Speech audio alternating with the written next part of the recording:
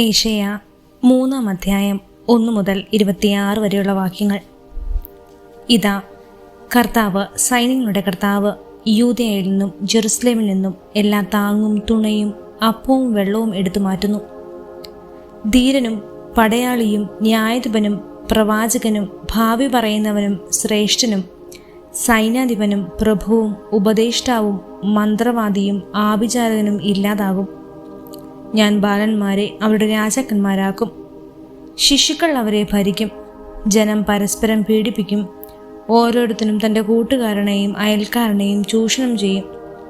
യുവാക്കൾ വൃദ്ധരെയും അധമന്മാരെയും അപമാനിക്കും. ഒരുവൻ തൻ്റെ പിതൃഭവനത്തിൽ പ്രവേശിച്ച് സഹോദരനെ പിടിച്ചു നിർത്തി പറയും, നിനക്കൊരു മേലങ്കിയുണ്ട്, നീ ഞങ്ങളുടെ നേതാവായിരിക്കുക. ഈ നാശകൂമ്പാരം നിന്റെ അധീനതയിലായിരിക്കും. അന്നവൻ മറുപടി പറയും, ഞാൻ വൈദ്യനല്ല, എൻ്റെ വീട്ടിൽ അപ്പമോ മേലങ്കിയോ ഇല്ല. നീ എന്നെ ജനനേതാവാക്കരുത്. ജെറുസലേമിൻ്റെ കാലിടറി യൂദാ നിബദിച്ചു.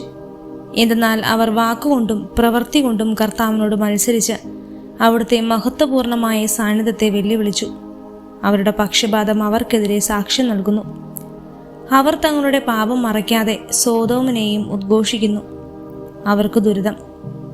അവർ തങ്ങളുടെ മേൽ തിന്മ വിളിച്ചു വരുത്തിയിരിക്കുന്നു.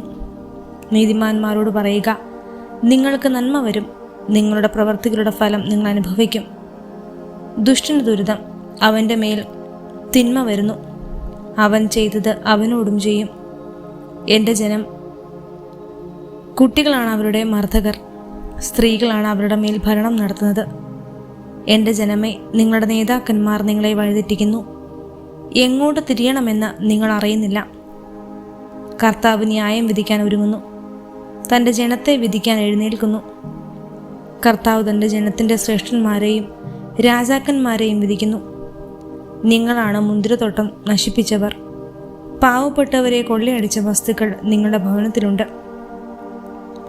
എൻ്റെ ജനത്തെ ഞെരുക്കാനും പാവപ്പെട്ടവരുടെ തല ചതയ്ക്കാനും നിങ്ങൾക്ക് എന്ത് കാര്യം? സൈന്യങ്ങളുടെ ദൈവമായ കർത്താവാണ് അരുളി ചെയ്യുന്നത്.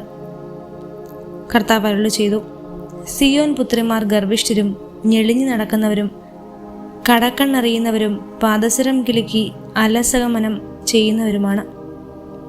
കർത്താവ് അവരുടെ ശിരസ് ചിരങ്ങുകൊണ്ട് നിറയ്ക്കും, അവരെ നഗ്നരാക്കും. അന്ന് കർത്താവ് അവരുടെ പാദസരത്തിൻ്റെ അലങ്കാരവും തലമുടി നാടയും കിരീടവും കുണ്ടലവും വളയും കണ്ടപടവും ശിരോവസ്ത്രവും തോൾവളയും അരപ്പട്ടയും സുഗന്ധച്ചിമിഴും ഏലസും മുദ്രാമോതിരവും മൂക്കുത്തിയും വിലപിടിച്ച വസ്ത്രവും മേലങ്കിയും കുപ്പായവും ചെറുസഞ്ചിയും ലോലമായ വസ്ത്രവും പട്ടുവസ്ത്രവും തലപ്പാവും മൂടുപടവും എടുത്തു മാറ്റും. പരിമളത്തിന് പകരം ദുർഗന്ധം, അരപ്പട്ടയ്ക്ക് പകരം കയർ, പിന്നിയ തലമുടിക്ക് പകരം കഷണ്ടി, വിലപിടിപ്പുള്ള പുറംകുപ്പായത്തിന് പകരം ചാക്ക്, സൗന്ദര്യത്തിന് പകരം അവമതി. നിന്റെ പുരുഷന്മാർ വാളിനിരയാകും, പ്രബലന്മാർ യുദ്ധത്തിൽ നിലപതിക്കും. നഗരകവാടങ്ങൾ വിലപിക്കും, ബലാത്കാരത്തിനിരയായി നീ തറയിൽ ഇരിക്കും. ഏശയ്യാ 4-ാം അധ്യായം 1 മുതൽ 6 വരെയുള്ള വാക്യങ്ങൾ. അന്ന് 7 സ്ത്രീകൾ ഒരു പുരുഷനെ തടഞ്ഞു നിർത്തി പറയും, ഞങ്ങൾ സ്വന്തം അപ്പം ഭക്ഷിക്കുകയും സ്വന്തം വസ്ത്രം ധരിക്കുകയും ചെയ്തുകൊള്ളാം. നിന്റെ നാമം കൊണ്ട് ഞങ്ങൾ വിളിക്കപ്പെട്ടാൽ മാത്രം മതി, ഞങ്ങളുടെ അപമാനം നീക്കിത്തരണമേ.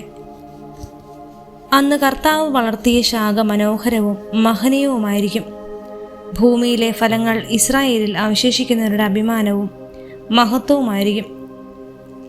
സിയോനിൽ ജെറുസലേമിൽ അവശേഷിക്കുന്നവർ, ജീവിക്കുന്നവരുടെ കൂട്ടത്തിൽ എണ്ണപ്പെടുന്ന ജെറുസലേം നിവാസികൾ വിശുദ്ധരെന്ന് വിളിക്കപ്പെടും. ന്യായവിധിയുടെ തീക്കാറ്റയച്ച് കർത്താവ് സിയോൻ പുത്രിയുടെ മാലിന്യങ്ങൾ ഇല്ലാതാക്കുകയും ജെറുസലേമിൻ്റെ മധ്യത്തിലുള്ള രക്തക്കറ തുടച്ചു മാറ്റുകയും ചെയ്യുമ്പോൾ തന്നെ, അപ്പോൾ സിയോൻ പർവ്വതത്തിനും അവിടെ സമ്മേളിക്കുന്നവർക്കും മുകളിൽ പകൽ മേഘവും രാത്രി പുകയും ജ്വലിക്കുന്ന അഗ്നിയുടെ ദീപ്തിയും കർത്താവ് സ്ഥാപിക്കും. കർത്താവിൻ്റെ മഹത്വം എല്ലാറ്റിനും മുകളിൽ ഒരു വിധാനവും കൂടാരവുമായി നിലകൊള്ളും. അത് പകൽ തണൽ നൽകും, കൊടുങ്കാറ്റിലും മഴയിലും അത് അഭയമായിരിക്കും.